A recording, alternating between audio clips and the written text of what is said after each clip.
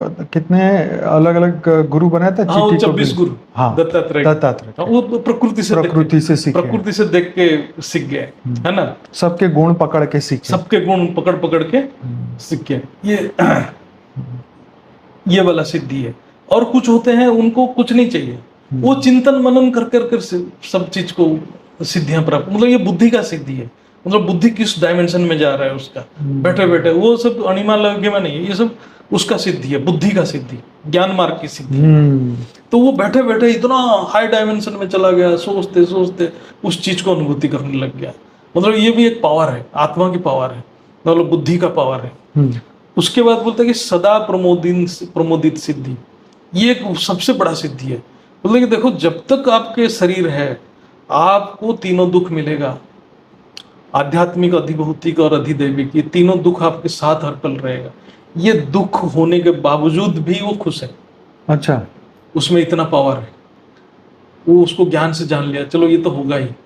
क्योंकि ये तीनों दुख क्या करेगा ना, आत्मा को साधना करने नहीं देगा। कभी बोलेगा अरे मेरे साथ तो ऐसा हो गया, मैं क्या साधना करूं। कभी बोलेगा अरे मेरा तो शरीर ही ऐसा है, मैं क्या साधना करूं। लेकिन उसके पास वो सिद्धि है, इतना दुख होने के बावजूद भी बोला नहीं कुछ नहीं तो हो, मेरा तो साधना करूंगा, मेरा तो परम लक्ष्य प्राप्ति है।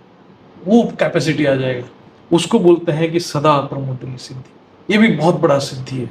मतलब ये जो है आत्म साक्षात्कार में इसको बहुत मदद करता है। मतलब ये जो जितना भी सिद्धियां हैं ये जरूरत है, और ये नहीं रहेगा तो फिर उसका बाधक बन जाएगा। ये जरूरत है सदा खुश रहना, इतने प्रॉब्लम होने के बावजूद भी आपको खुश रहना है।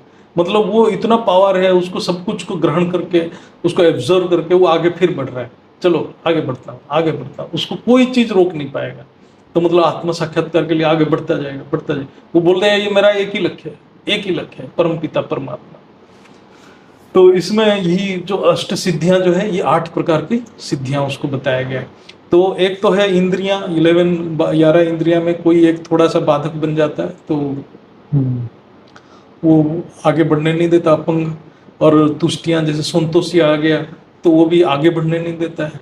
और ये सिद्धियां, ये जो सिद्धियां जरूरत है, लेकिन कहीं भी सिद्धि में रुकना नहीं और आगे बढ़ जाना है।